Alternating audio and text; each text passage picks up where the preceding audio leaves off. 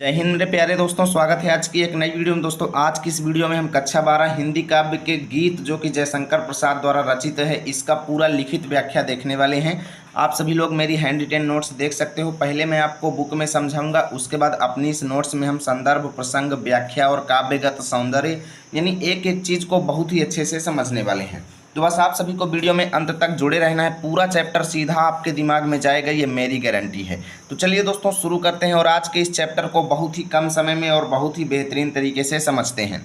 तो यहाँ पे देखिएगा दोस्तों, ओवरऑल बात करें तो इस चैप्टर में जो मेन बात की गई है दोस्तों, वो प्रेरणा दी गई है, जागरण की प्रेरणा यानी समाज को जागृत होने की प्रेरणा दी गई है। और मेन इसमें जो काम किया गया है जयशंकर प्रसाद जी द्वारा, वो प्रकृति के सौंदर्य का मानवीकरण किया गया है। यानी जो सुबह हमें देखने को नज़ारे मिलते हैं ना, उन नज़ारों को जयशंकर प्रसाद जी ने एक मनुष्य की तरह बना करके बहुत ही सुंदर तरीके से वर्णन किया है। तो चलिए देखते हैं और एक एक लाइन का अर्थ समझते हैं। बीती विभावरी जागरी, अंबर पनघट में डुबो रही तारा घट ऊषा नागरी। ठीक है। खग कुल कुल सा बोल रहा, किसलय का अंचल डोल रहा, लो यह लतिका भी भर लाई, मधुमुकुल नवल रस गागरी। समझिएगा, यहाँ पे देखिए जयशंकर प्रसाद जी यहाँ पे कहते हैं कि एक सखी जो है वो दूसरे सखी से कहती है। क्या कहती है? एक सखी दूसरे सखी से कहती है कि हे सखी, बीती माने बीत गई है, विभावरी माने रात्रि यानी रात बीत गई है, और हे सखी जागरी जग जाओ। जागरी मतलब जाग रे, अर्थात अब तो जग जाओ। अर्थात एक सखी दूसरे सखी से कहती है कि हे सखी, रात्रि बीत गई है और अब तुम जग जाओ। क्योंकि अब देखिए, अब यहाँ पे प्रकृति के सुंदर नज़ारों का वर्णन करना शुरू होता है। ठीक है ना। देखिए, अंबर पनघट में डुबो रही तारा घट ऊषा नागरी। अंबर पनघट, अंबर माने होता है आकाश और पनघट माने होता है पानी भरने की जगह, यानी जहाँ पर लोग पानी भरने जाते हैं। जैसे आप तरफ लोग कुआं में भी जाते होंगे पानी भरने, कई लोग घर पे ही पानी भरते हैं। ठीक है ना। पनघट कहा जाता है सरोवर को, तालाब को, या कह लो कोई ऐसा जगह जहाँ पे लोग पानी भरने जाते हैं। तो सखी कहती है कि हे सखी, रात्रि बीत गई है, अब तुम जग जाओ, क्योंकि आकाश रूपी पनघट में, ठीक है, ऐसे ही आपको लिखना है कि आकाश रूपी पनघट में ऊषा रूपी, ऊषा, ऊषा क्या होता है? जैसे आप सुबह देखते हैं, जैसे ही सुबह होता है तो आसमान जो है लाल लाल हल्का दिखाई देता है, उसको ऊषा काल कहते हैं। ठीक है ना। यानी कि ऊषा काल रूपी नागरी माने सुंदर स्त्री। ठीक है। ऊषा काल रूपी सुंदर स्त्री जो है, तारा घट, तारा माने तारा, स्टार जो कि आप लोग जानते हैं, तारा रूपी घट माने घड़ों को। ठीक है। तारा रूपी घड़ों को डुबो रही माने डुबो रही है। यानी वो सखी कहती है कि हे सखी, रात्रि बीत चुकी है, अब जग जाओ, क्योंकि आकाश रूपी पनघट में ऊषा रूपी सुंदर स्त्री जो है तारे रूपी घड़ों को डुबो रही है। ठीक है। अब देखिए, तारे रूपी घड़ों को आकाश रूपी पनघट में ऊषा काल रूपी सुंदर स्त्री डुबो रही है। इसका मतलब क्या है? इसका मतलब ये है दोस्तों कि जैसे ही सुबह होती है तो आकाश में सभी तारे क्या होते हैं? छिपने लगते हैं। धीरे धीरे देखते हैं तारे जो हैं आकाश में डूबने लगते हैं, गायब होने लगते हैं, उसी में लीन हो जाते हैं, यानी कम दिखाई देते हैं। तो वही चीज़ यहाँ पे कहा गया है कि आकाश रूपी पनघट में ऊषा काल के आते ही, या कह लो ऊषा रूपी सुंदर स्त्री जो है तारे रूपी घड़ों को डुबो रही है। इसलिए हे सखी, अब तुम जग जाओ, क्योंकि सुबह हो गई है। ठीक है।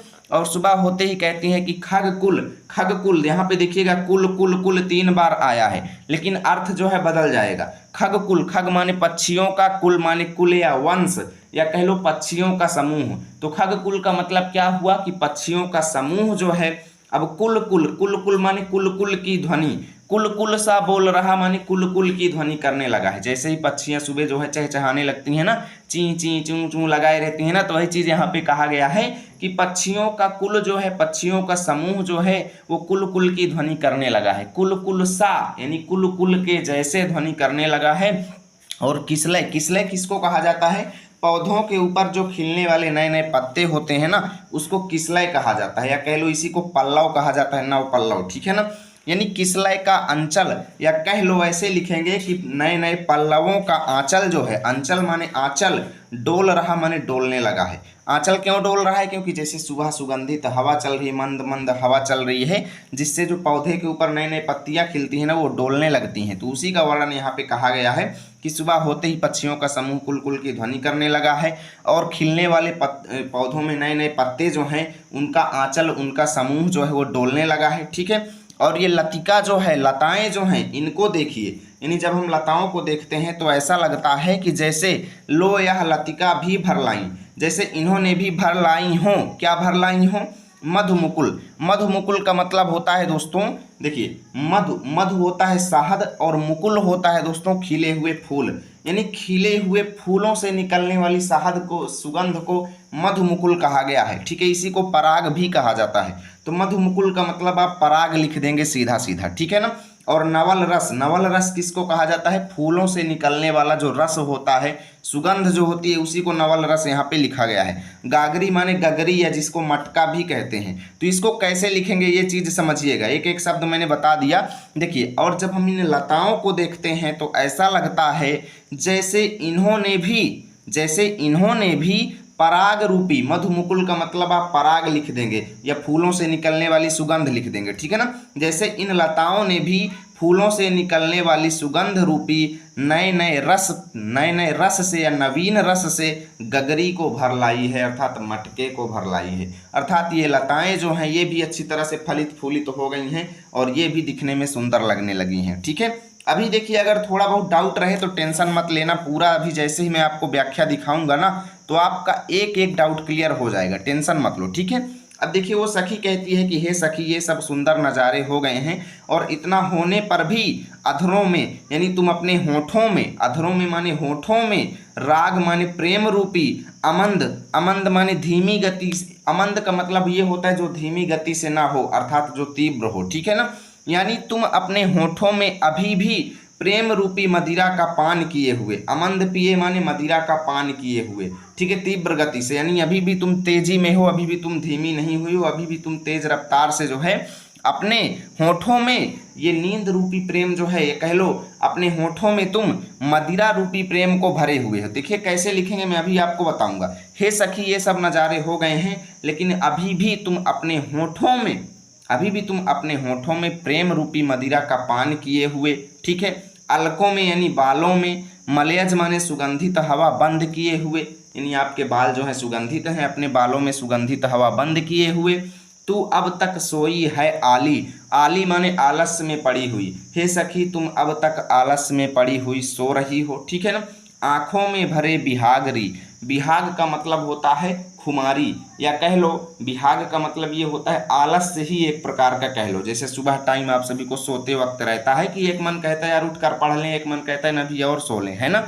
खुमारी छाई रहती है, यानी अपने आंखों में तुम खुमारी छाए हुए अभी भी सो रही हो, आलस्य में पड़े हुए तुम अभी भी सो रही हो। हे सखी उठो और प्रकृति के इस सुंदर नज़ारे का आनंद प्राप्त करो, ठीक है।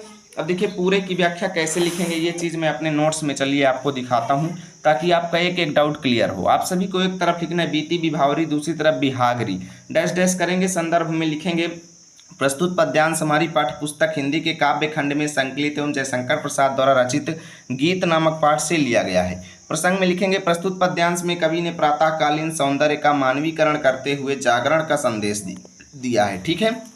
व्याख्या में लिखेंगे एक सखी दूसरी सखी से कहती है हे सखी रात बीत गई है अब तो तुम जागो, आकाश रूपी पनघट में उषा रूपी नायिका तारा रूपी घड़े को डुबो रही है, अर्थात सभी नक्षत्र सुबह होते ही आकाश में लीन हो गए हैं। प्रातः काल के आगमन पर पक्षियों के समूह कलरव कर रहे हैं, कलरव माने होता है सुबह जो पक्षियां नज़ारे करती हैं उसी को कलरव कहा जाता है, कल कल की ध्वनि, ठीक है ना।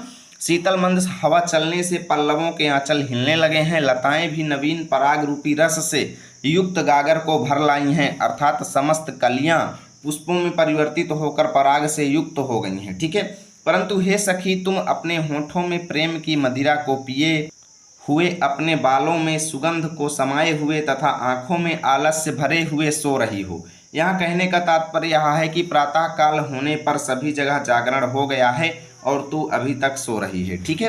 काव्यगत सौंदर्य देख लीजिए, भाषा संस्कृत निष्ठ, खड़ी बोली, शैली गीति, अलंकार में रूपक मानवीकरण उपमा यमक हो जाएगा, गुण माधुर्य, शब्द शक्ति, लक्षणा एवं व्यंजना, ठीक है। यहाँ से आपका चैप्टर फिनिश होता है। उम्मीद करता हूँ वीडियो अच्छी लगी होगी। प्लीज़ वीडियो को लाइक करना और इसकी PDF चाहिए तो आप लोग टेलीग्राम पे जाना और लर्न विथ आर पे लिखना, मेरा चैनल आ जाएगा, उसको ज्वाइन करना, वहाँ पर इसकी PDF मिल जाएगी। नेक्स्ट चैप्टर का वीडियो चाहिए तो इसी वीडियो के डिस्क्रिप्शन में जाइए या फिर इन डिस्क्रिप्शन में आपको दिखाई दे रहा होगा। मिलेंगे आप सभी के साथ अगली वीडियो में, तब तक के लिए जय हिंद जय भारत।